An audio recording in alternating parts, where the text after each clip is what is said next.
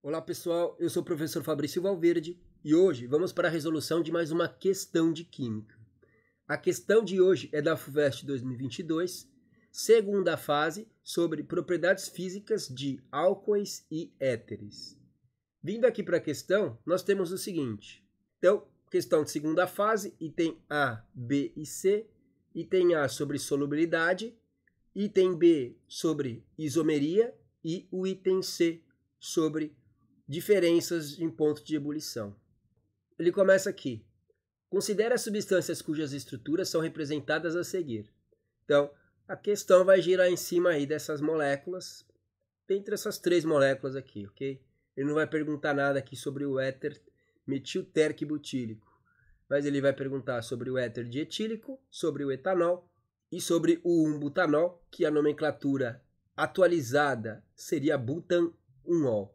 Então, essas daqui são as moléculas que a questão vai trabalhar em cima delas, as propriedades físicas e também a parte da isomeria. E vindo para cá, para o item A, nós vamos ter o seguinte. Considerando que tanto o etanol quanto o 1-butanol, que eu vou chamar de butanol, tá certo? Não consigo chamar ele de 1-butanol porque essa nomenclatura já é antiga. Então, o 1-butanol é a mesma coisa que o butanol. Interagem por ligação de hidrogênio com a água. Ele já está afirmando por que o etanol é mais solúvel em água do que o butanol à mesma temperatura, certo? Então ele já está dizendo que o etanol é mais solúvel. Ele quer saber por quê, ele quer que você justifique por que o etanol é mais solúvel do que o butanol na água, certo? Vou pegar aqui as duas estruturas. As estruturas já foram fornecidas, o que já é uma grande vantagem para muitos aí. Então, a FUVEST ainda foi boazinha, foi generosa nessa parte, porque você não precisa nem pensar em como construir essas estruturas, embora sejam estruturas bem simples de você montar. Então, ele já está falando que ambas interagem por ligação de hidrogênio com a água. Então, entre elas, entre si, elas realizam ligação de hidrogênio e com a água também realizam ligação de hidrogênio. Ele quer saber por que o etanol é mais solúvel em água do que o butanol na mesma temperatura, certo? Então, o fator determinante da solubilidade não vai ser aqui a interação intermolecular. O fator determinante vai ser a cadeia de ambas as estruturas.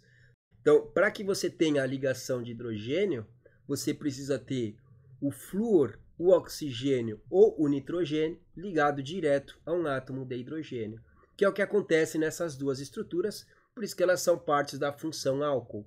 Então, aqui eu tenho a hidroxila, tá? Aqui eu também tenho a hidroxila, porque isso que são dois álcoois. Então, se a função orgânica é a mesma, por que o etanol é mais solúvel em água do que o butanol? Então, justamente essa diferença, ela vai se dar pela parte carbônica das duas moléculas, tá certo? No butanol, but são 4 carbonos, tá certo? Então, carbono 1, carbono 2, carbono 3 e carbono 4. Então, o butanol tem 4 carbonos na cadeia, enquanto que o et me remete a 2 carbonos. Então, o carbono 1 e o carbono 2. Então, no butanol, como a parte apolar, essa parte hidrofóbica, por que é uma parte hidrofóbica? Porque aqui a diferença de eletronegatividade entre o carbono e o hidrogênio é praticamente a mesma. Então, essa parte da cadeia é apolar, da mesma forma que aqui. Só que como aqui a parte apolar é mais curta, então esse cara aqui acaba tendo ainda uma boa solubilidade em água. Agora, conforme a cadeia carbônica, ou seja, a parte apolar, começa a aumentar, o que vai acontecendo? Essa parte aqui, ela vai se comportando mais como se fosse um hidrocarboneto. Porque aquela parte da molécula só tem carbono e hidrogênio. E lembra que os hidrocarbonetos, eles são insolúveis em solventes polares, como a água, por exemplo. Então, quanto mais você aumenta essa quantidade de carbonos na estrutura de um álcool, por exemplo, até de um composto polar, que tem uma função orgânica que seja polar, por exemplo, como um ácido carboxílico, quando você vai aumentando o tamanho dessa cadeia, essa parte hidrofóbica ela vai se sobressaindo em relação à parte polar, que é apenas em uma ponta. Então, você vai tendo aí a diminuição da solubilidade, tá certo? É isso que vai acontecer aqui nesses casos. Então, o que nós sabemos aqui, resumindo, o que nós sabemos que a solubilidade dos compostos orgânicos, ela tende a diminuir conforme a cadeia carbônica, a quantidade de carbonos na molécula, ela vai aumentando. Então, a solubilidade ela diminui conforme a quantidade de carbonos ela aumenta. Então, vai ser uma relação inversamente proporcional. É claro que a gente está falando para uma hidroxila só. Agora, se cada carbono aqui tivesse uma hidroxila, essa solubilidade se torna muito alta. Mas apenas um álcool aqui, apenas uma função hidroxila, numa cadeia que vai se tornando mais extensa, a solubilidade ela vai diminuindo conforme o aumento a cadeia carbônica, tá certo? Então, essa aqui é a diferença aqui na solubilidade desses dois compostos. Então, a solubilidade do etanol em água é uma solubilidade que a gente chama de infinita. Eu posso pegar qualquer proporção de etanol e colocar na água que vai solubilizar. Enquanto que já com 4 carbonos, a solubilidade em água ela é muito baixa. Então, a gente sabe que esse cara não é totalmente miscível, não é totalmente solúvel na água, tá certo? É isso que nós temos aqui. Então, ele quer que a gente justifique isso aqui, a gente responda ao porquê disso aqui. Então, é o que a gente acabou de comentar. Tem a ver com a parte hidrofóbica, ela ser mais extensa do butanol do que no etanol. E caso não é a função orgânica ou a interação intermolecular que a função orgânica vai fazer, que vai alterar esta solubilidade, tá certo? Então, colocando isso aqui em palavras para o pessoal da banca, nós vamos colocar o seguinte. O etanol é mais solúvel em água, o que ele já nos diz aqui, pois a parte hidrofóbica desta molécula é menor do que a parte hidrofóbica do... Eu escrevi aqui um butanol, mas queria escrever um butanol, tá certo? Mas eu estou colocando o mesmo nome que ele nos forneceu. O que confere ao etanol uma solubilidade maior em solventes polares, como a água, certo? Então, uma outra coisa que a gente tem aqui de detalhe é que cada vez a solubilidade em água ela vai diminuindo, conforme você aumenta a cadeia carbônica. Só que a solubilidade em solventes apolares, ela vai se tornando cada vez maior. Por quê? Porque a molécula, cada vez que eu for colocando um carbono aqui, essa molécula ela vai se parecer mais com um hidrocarboneto, ela vai se parecer mais com uma molécula com uma estrutura apolar. Então, conforme a solubilidade em água ela começa a diminuir, conforme o aumento do tamanho da cadeia carbônica, a solubilidade em solventes apolares ela vai aumentando, porque ele vai se tornando mais parecido com uma molécula que é apolar, tá certo? Então, tem esse outro detalhe que a gente pode falar sobre a solubilidade, ok? Respondido aqui para o pessoal da banca, o item A dessa questão, ok? É isso aqui que a gente tinha que responder. Passando agora para o item B, escreva no quadro da folha de respostas as estruturas de 2 álcoois que são isômeros do butanol. Então ele quer isômeros de função, tem que continuar na função álcool, porque daria, quem que é o isômero, qual que é a função orgânica que é isômero de um álcool? É o éter. Só que ele não quer isômero de função, ele quer que você mantenha a função álcool. Ele quer isômeros do butanol, mas que ainda sejam álcool, não que sejam éteres, tá certo? Então, é isso que a gente vai desenhar aqui no quadro da folha de respostas que a FUVEST nos fornece. Tá? Isso aqui eu retirei do quadro da folha de respostas da FUVEST. Ele só quer que você desenhe o isômero 1 e o isômero 2. Não comentar nada sobre a nomenclatura. É claro que a gente vai falar a nomenclatura também correta desses 2 isômeros, mas a FUVEST não está pedindo. Ela só quer que você desenhe e passe para o item C. E pronto, vida que segue. Então, quando a gente vem para cá, peguei lá da estrutura que ela nos fornece, o butanol, e aí o que nós vamos fazer? Nós queremos isômeros. O que são isômeros mesmo? Isômeros são compostos que têm a mesma fórmula molecular, mas na isomeria plana, que é o que a gente vai ter aqui, estruturalmente eles vão ser diferentes, ok? Então, o isômero do butanol, a gente vai conseguir fazer 2 isômeros a partir de agora. Aqui ele me dá a fórmula estrutural expandida, tá? Os hidrogênios aqui estão expandidos nessa parte da molécula. Eu vou fazer na forma condensada e depois, para dar a resposta, a gente faz a forma expandida. Então, vou pegar aqui o CH3. Aí, mais 4 carbonos. 1, 2, 3, 4. E aí a gente vai fazer as modificações, certo? Então aqui eu tenho 2. Aqui eu tenho 2 hidrogênios. E aí, a gente vai mexer nessa parte aqui da molécula. Então, o que eu vou fazer aqui para gerar um isômero do butanol? Aqui a cadeia tem 4 carbonos. 1, 2, 3, 4. Por isso que é but. E esse 1 está me dizendo que a hidroxila se encontra no carbono 1. Ok? E aí, como que eu posso gerar um isômero disso aqui? Eu vou pegar um dos hidrogênios desse carbono 2. Imagina que eu vou pegar esse hidrogênio. Vou colocar nessa posição onde está essa hidroxila.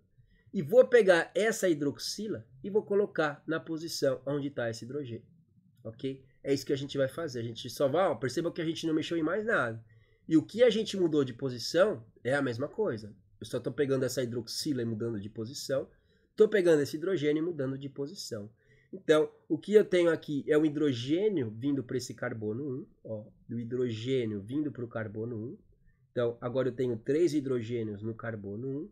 E a hidroxila que estava no carbono 1, eu estou trazendo ela para o carbono 2. Ok? Então, é isso que a gente tem aqui. E esse aqui é o isômero do butanol, que é o butan 2O agora. Carbono 1, carbono 2, carbono 3, carbono 4. Agora a hidroxila está no carbono 2. Então, agora eu tenho um álcool secundário, onde antes eu tinha um álcool primário. Então, aqui eu tenho o butan 2O, ou, como a FUVEST está colocando na nomenclatura antiga, 2-butanol. Ok? Então, é isso que a gente montou aqui, a partir do 1-butanol, tá certo? Então, ó, 1, 2, 3, 4 carbonos, hidrogênios 3, 4, 5, 6, 7, 8, 9, 10 hidrogênios e 1 oxigênio. E percebam que a fórmula molecular é a mesma para ambas as estruturas. Ó. 4 carbonos, ó, 1, 2, 3, 4. Hidrogênio, 3, 4, 5, 6, 7, 8, 9, 10 hidrogênios e 1 oxigênio. Então a fórmula molecular tinha que ser a mesma. Você vê que a gente só pegou esse hidrogênio e trouxe para cá, ligou nesse carbono, pegamos essa hidroxila e ligamos nesse carbono 2. E aí a gente tem aqui o butan 2O, tá certo? O que a gente vai fazer agora para gerar o outro isômero de álcool? Então, vou pegar essa mesma representação aqui, ó. CH3, CH2, CH, OH e aqui CH3, tá certo? Ó, 1 mais 2, CH3. Aí, ó, mesmo CH3, ficou um CH3 em cada ponta. O CH2 aqui foi mantido. E esse hidrogênio aqui que está na forma expandida, eu coloquei ele na forma condensada. Ficou aqui CH. O que eu vou fazer agora? Eu vou fazer o seguinte. Eu vou pegar, vou expandir esse hidrogênio aqui, só para vocês entenderem. Eu vou pegar agora esse CH3, deixa eu mudar de cor aqui. Eu vou pegar esse CH3 e vou colocar na posição onde está esse hidrogênio. Então, aqui vai entrar esse CH3. E esse hidrogênio que estava aqui, então, eu vou colocar ele aqui, nessa posição. Tá certo? Então, percebam que, novamente, eu só mudei a posição entre a metila e o hidrogênio. Aqui tinha um hidrogênio. Esse hidrogênio eu coloquei aqui. E essa metila, eu trouxe ela para cá. E aí, agora o que eu vou ter? Então, vamos representar isso aqui agora na cor correta aqui. Então, aqui ficou o CH3. Aqui veio um hidrogênio. E eu vou juntar aqui esse CH3 aqui, tá? Isso aqui eu só estou juntando dessa forma, tá? Poderia até colocar aqui agora, ó. Aqui tem mais um hidrogênio com esses dois aqui. Eu tiro esse hidrogênio e coloco aqui o CH3, tá certo? Então, eu tinha 2. Estou colocando a representação desse hidrogênio aqui. E aí eu tenho CH3, CH3. Aqui foi o CH3 que veio daqui da ponta. E aí, lembra que eu tinha passado essa hidroxila para o carbono 2. E aí, o que eu vou ter agora? Agora, a minha cadeia principal, ela tem 3 carbonos, então ela não vai ser mais but, porque a minha cadeia principal e minha sequência mais longa de carbonos é essa daqui agora, que tem apenas 3. Aqui tanto faz quem é a ponta da cadeia, porque a hidroxila está bem no meio dessa cadeia carbônica, então eu posso chamar aqui de carbono 1, carbono 2 e o carbono 3, tá? Então, o que eu tenho aqui agora? Agora eu tenho uma ramificação, ó. Esse CH3 aqui é uma ramificação. Então agora eu tenho 2-metil. Só que agora eu tenho 3 carbonos na cadeia principal. 3 carbonos é prop. Lembra que 4 carbonos é but, 3 carbonos é prop. Então eu tenho 2-metil, propan, 2-ol. Ou como a FUVEST está colocando, 2-metil seria 2-propanol. É isso aqui que a gente teria. Tá certo? Então, não pede nada sobre a nomenclatura, mas é importante saber dar o nome para os compostos. Mas aqui são os 2 isômeros. Então, aqui eu tenho o butan 2-ol, tá? Aqui eu tenho o butan 2-ol. E aqui eu tenho o 2-metil propan 2-ol. E é claro que eu representei essas estruturas para vocês no programinha, que fica muito mais bonito. Então, ó, a gente pegou essa hidroxila que estava aqui e jogou para cá. Pegamos esse hidrogênio que estava aqui e colocamos no lugar dessa hidroxila. Então, ó, a hidroxila agora está no carbono 2, ó. Ela estava no carbono 1, ó, carbono 1. Primeiro carbono da cadeia. Estava no carbono 1, agora ela veio para o carbono 2. Então, aqui a gente repetiu, ó, continuou um CH3 e continuou um CH2, tá certo? E aí o que a gente vai ter agora? Fiz aqui também a forma expandida, da mesma forma que a FUVEST colocou aqui. Tá? Então, percebam que é a mesma estrutura aqui e aqui. Daqui para cá, aqui a função álcool está no carbono 1, aqui a função álcool está no carbono 2. Ó. A hidroxila está no carbono 2. Tá? E aí, a outra estrutura, a gente vai ter o seguinte. Lembra que eu tinha pego aqui, pego esse hidrogênio e tinha jogado aqui, tinha pego essa metila e tinha jogado aqui. E aí a cadeia tinha passado a ter 3 carbonos, que é o que a gente vai ver aqui do lado agora. Tá certo? Então, olha aqui. Agora a cadeia principal tem 3 carbonos, porque eu peguei essa metila e coloquei aqui. Peguei esse hidrogênio e coloquei aqui. Ó. Então, onde era CH2, o hidrogênio veio para cá, ficou CH3, que é esse CH3 aqui. E esse hidrogênio, ó, no mesmo carbono que tem a hidroxila, tinha o hidrogênio. Ó. No mesmo carbono que tinha a hidroxila, tinha o hidrogênio. Só que eu peguei essa metila e coloquei aqui. E aí você tem agora 3 carbonos na cadeia principal. Então, por isso que você tem o prop. 3 carbonos são prop. E aí, só que agora você tem uma ramificação. Esse CH3 está fora da cadeia principal. Então, em que carbono que ele está? Carbono 1, carbono 2. Então aqui eu tenho 2-metil, propan, 2, a hidroxila está no carbono 2, 2-ol, tá certo? E se a gente vai ver se a fórmula molecular, lembra que a fórmula molecular era C4H10O, tá? Lembra que era C4H10O. Ela tem que manter C4H10O. Vamos contar, ó. 1, 2, 3, 4 carbonos. Bateu. Quando a gente conta agora os hidrogênios, 3, 6, 9 e 1, 10, bateu. E o oxigênio daqui.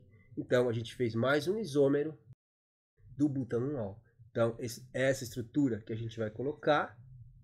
E aí, vindo para a fórmula estrutural expandida, para utilizar a mesma representação que a FUVEST usa, nós temos aqui o 2-metil 2-propanol, que é a mesma representação de cima da forma condensada. Então, aqui nós temos o CH3, ó, CH3. Aqui no carbono 2, nós temos a metila e a hidroxila. Então, no carbono 2, temos o CH3, que é a metila, e aqui a hidroxila. E no carbono 3, aqui nós temos mais uma metila, que é o CH3 daqui, é o CH3 aqui.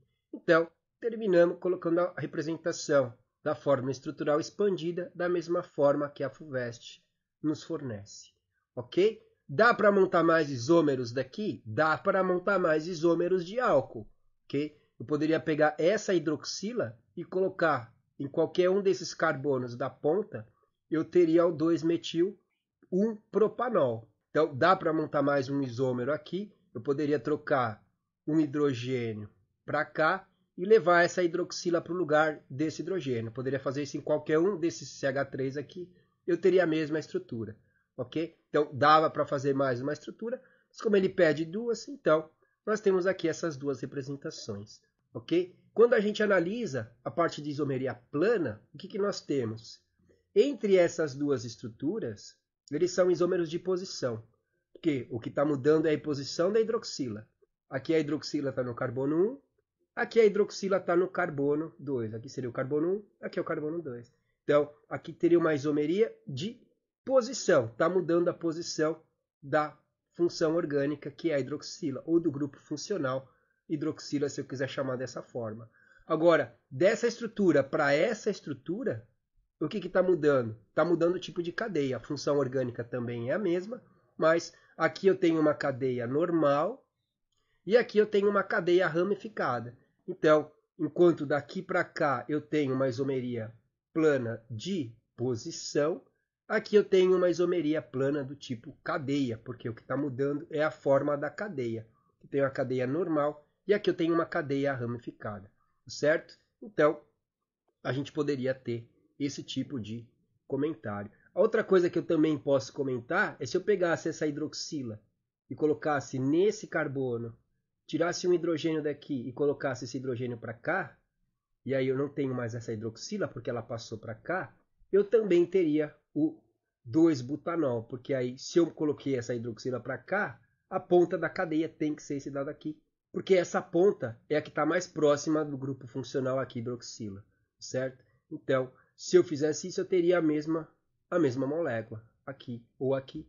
Os dois seriam o 2-butanol, tá certo? E aí, vindo aqui para o quadro da folha de respostas, ele quer a estrutura dos dois álcoois. Como eu falei, aqui a gente vai colocar o 2-butanol, certo? Ó, 1,2-butanol.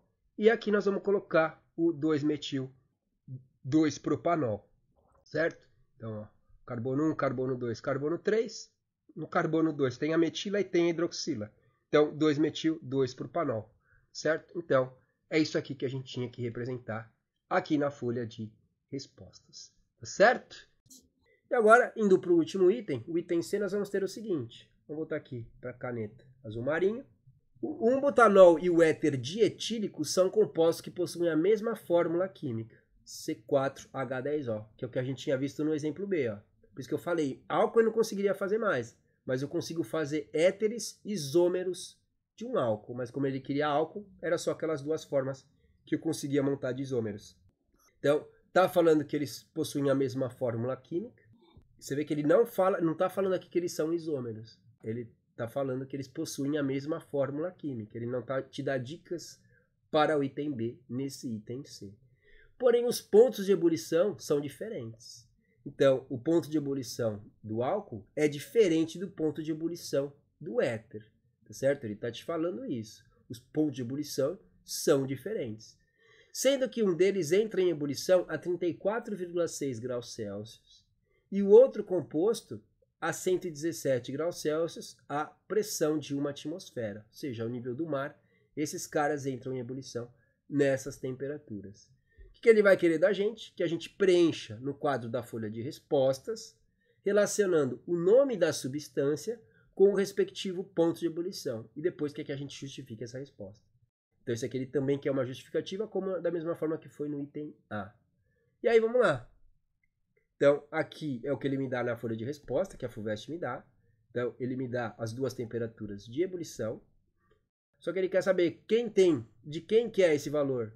Esse valor é do álcool ou é do éter? E esse valor é do álcool ou é do éter? Então, ele quer que a gente coloque o nome da substância aqui, que está relacionado com cada ponto de ebulição. E depois ele quer que a gente justifique por que um vai ter ponto de ebulição maior do que o outro, ou por que um vai ter ponto de ebulição menor do que o outro. E aí, é isso que a gente vai fazer a partir de agora. Então, vindo aqui para as estruturas que a FUVEST já nos fornece, é o butanol, tá? Ó, a hidroxila, remetendo à função álcool. E aqui eu tenho um éter dietílico, porque eu tenho uma etila desse lado, tenho uma etila do outro lado. Então, dietílico. Eu tenho duas etilas e a função éter aqui no meio. Então, você vê que ele fala aqui de forma indireta que eles são isômeros, ele está falando que eles têm a mesma fórmula molecular. Ele podia falar que eles são isômeros, mas ele está omitindo essa informação. Então, se você ver, a gente viu que aqui tinha C4H10O, aqui também, ó. 1, 2, 3, 4 carbonos, e aí 3 mais 2, 5 hidrogênios desse lado, e aí 3 mais 2, 5 hidrogênios desse lado. Então, no total, eu tenho aqui os 10 hidrogênios e o oxigênio aqui no meio da cadeia, me formando a função éter, tá certo? É isso que nós temos aqui nesta molécula. E aí, o que a gente vai fazer agora? A gente vai pensar em cima da estrutura. Um ponto que altera a temperatura de ebulição seria a massa molar da molécula. Mas como os dois compostos eles são isômeros, o que a gente sabe? Os dois têm C4H10O. Se eles são isômeros, eles têm a mesma forma molecular. Com isso, eles têm a mesma massa molar. Então, não é a massa molar que está interferindo nessas temperaturas de ebulição. Porque a gente sabe o quê? Que compostos de massa molecular mais elevada tem temperaturas de ebulição maior. Só que aqui a fórmula molecular é a mesma que ele está me fornecendo. Se a fórmula molecular é a mesma, então a massa molar também é a mesma. Então isso aqui não é um fator que altera aqui essas temperaturas de ebulição. Então, qual que é o outro fator? Aí sim é o tipo de interação intermolecular, tá certo? Aqui nós temos, como nós vimos no item A, que nós respondemos sobre solubilidade, o oxigênio ligado direto a um átomo de hidrogênio. Aqui eu tenho a interação intermolecular do tipo ligação de hidrogênio. Enquanto que aqui eu tenho o oxigênio, essa molécula é polar, mas ela não faz ligação de hidrogênio aqui, porque aqui o oxigênio não está ligado a hidrogênio. Então, para que você tenha ligação de hidrogênio, o oxigênio tem que estar ligado direto a um átomo de hidrogênio, por isso que é ligação de hidrogênio. Aqui eu tenho o mesmo oxigênio, mas ele não está ligado a hidrogênio, então aqui eu não tenho ligação de hidrogênio. Mas como essa molécula tem uma diferença de eletronegatividade, que eu tenho uma carga parcial negativa, e esses carbonos têm uma carga parcial, então, positiva, por serem menos eletronegativos, então aqui eu tenho uma diferença de polaridade. E aí o tipo de interação intermolecular que eu tenho no éter é do tipo dipolo, ou dipolo permanente, ok? Então, qual dessas duas interações é mais intensa? A gente sabe que não é a massa molar que está interferindo. Então, só pode ser a interação intermolecular. E aí, a gente sabe que a interação do tipo ligação de hidrogênio, ela é mais intensa, você precisa de mais energia para separar moléculas que realizam ligação de hidrogênio, do que você precisa fornecer energia para separar moléculas que fazem interação do tipo dipolo-dipolo. Então, com isso, a gente já sabe que esse 117 graus é para a molécula que faz a interação mais forte, que é do tipo ligação de hidrogênio.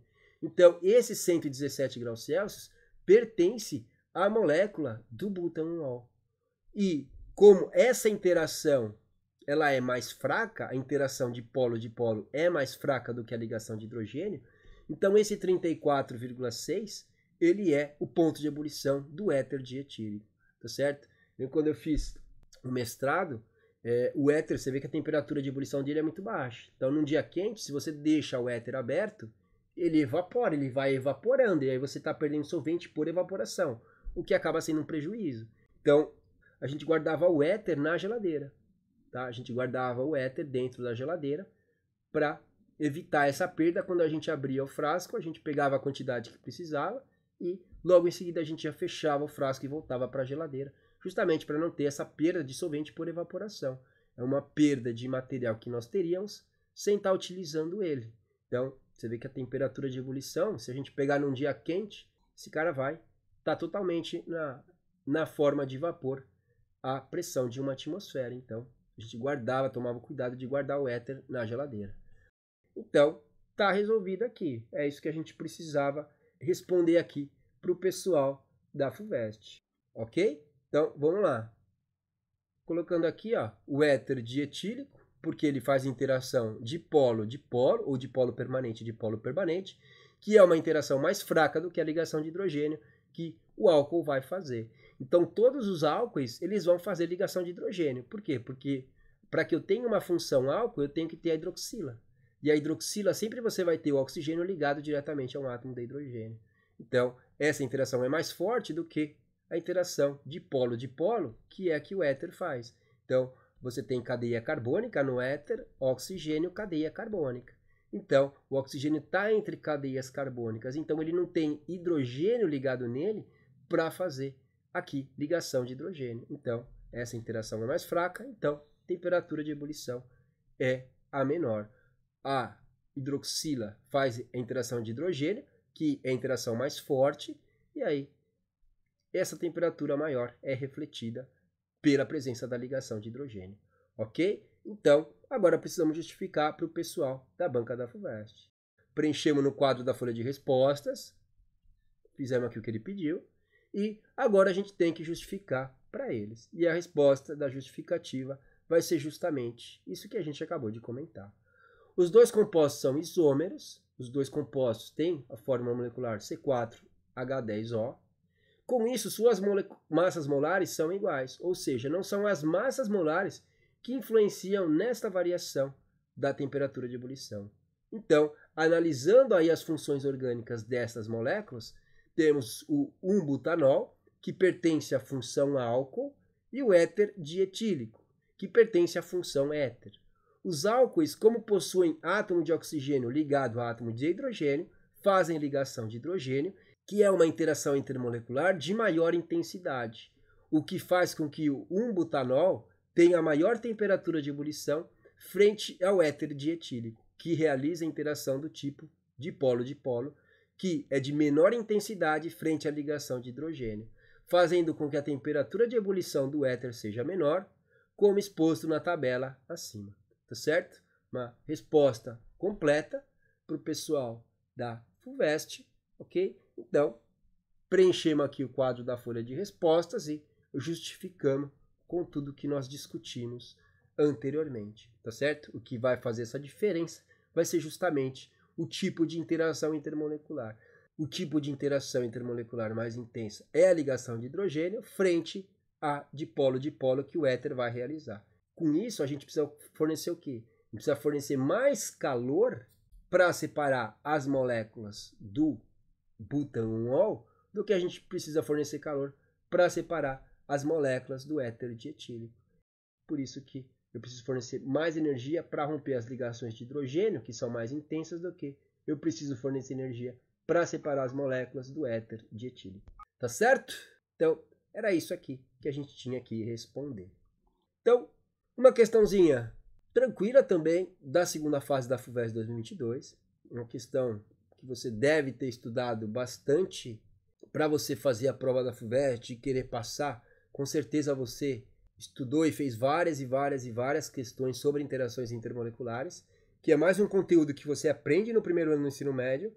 Só que quando você começa a ver química orgânica, no terceiro ano do ensino médio, você volta a aplicar esses conceitos de interações intermoleculares nas moléculas orgânicas, tá certo? Mas a base de interações intermoleculares é em material de primeiro ano. Depois você só começa a relacionar essa parte de interação intermolecular com as moléculas orgânicas quando você aprende sobre essas moléculas orgânicas.